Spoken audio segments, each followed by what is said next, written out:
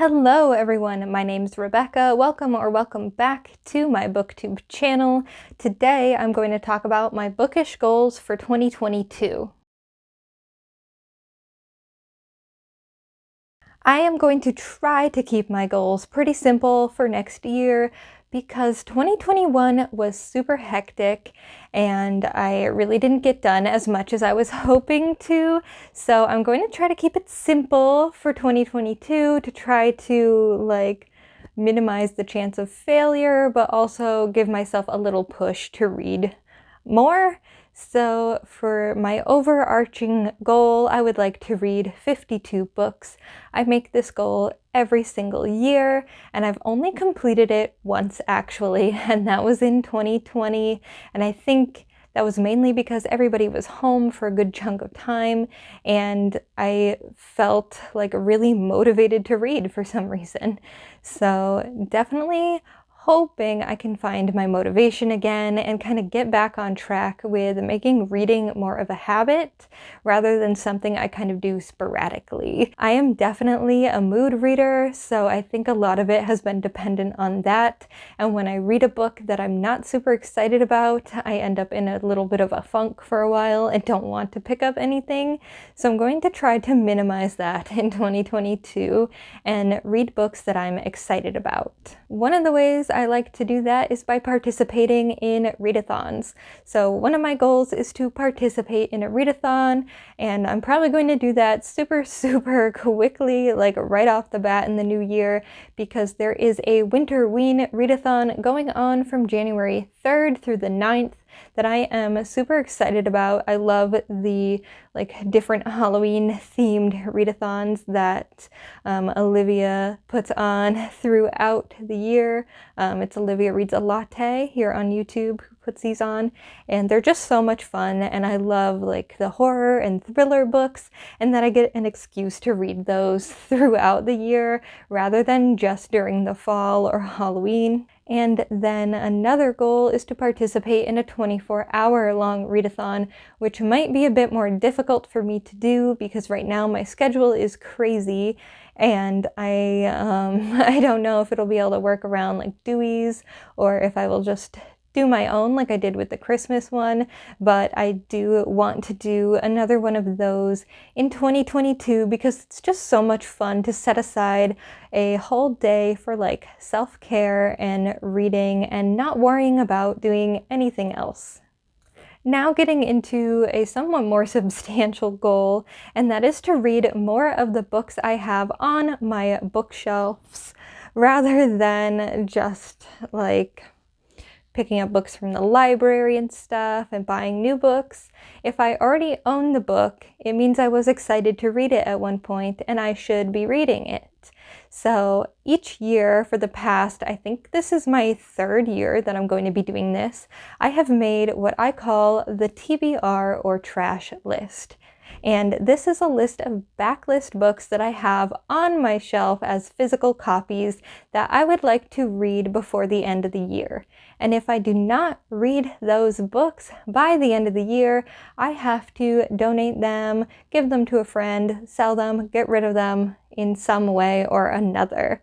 And I've found this has been very helpful in sort of weeding out my collection and figuring out what it is that I'm actually interested in reading versus what just seemed popular and that I kind of bought during the hype of it all. So typically I would choose closer to 16 books, but this year I have sort of weeded down the numbers, so I am going to go for 5 books instead to try to make this a little less challenging. That way it would be closer to 10% of my overall reading rather than half of my overall reading.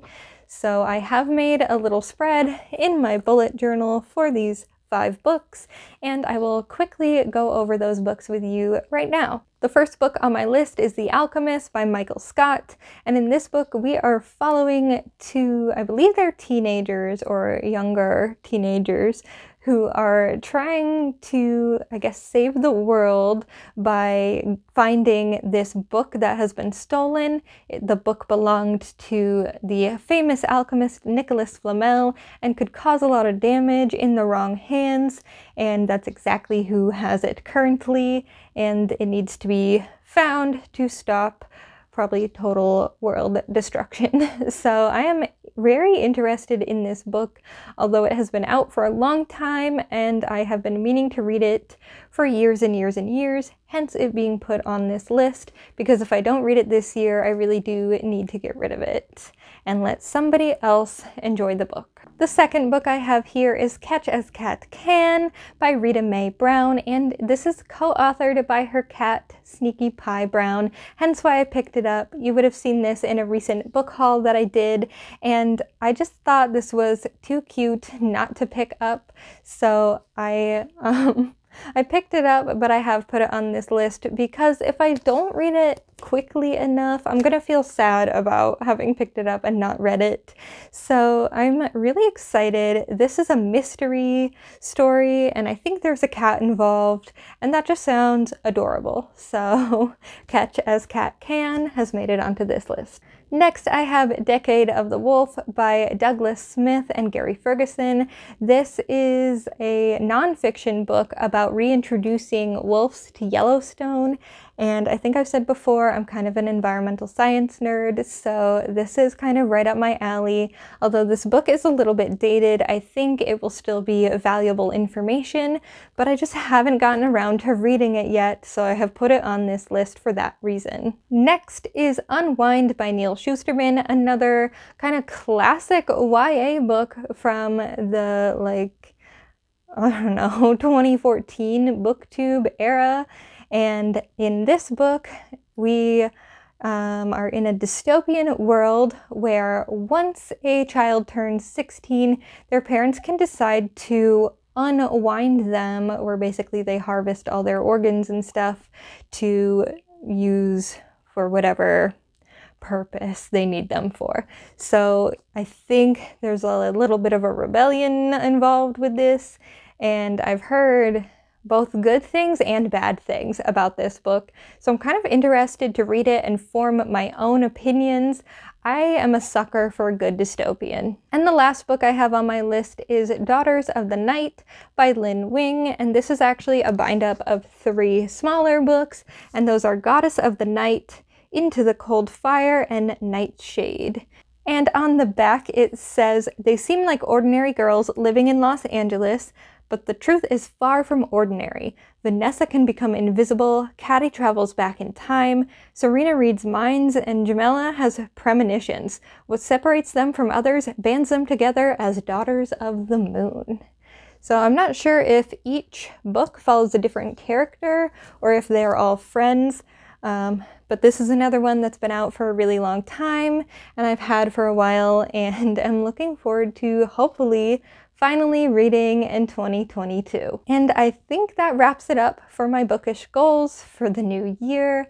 Let me know what you are planning on reading, and if you have made it this far into the video, comment down below what your most anticipated release of 2022 is. And thank you so much for watching, and I'll see you in the next video. Bye!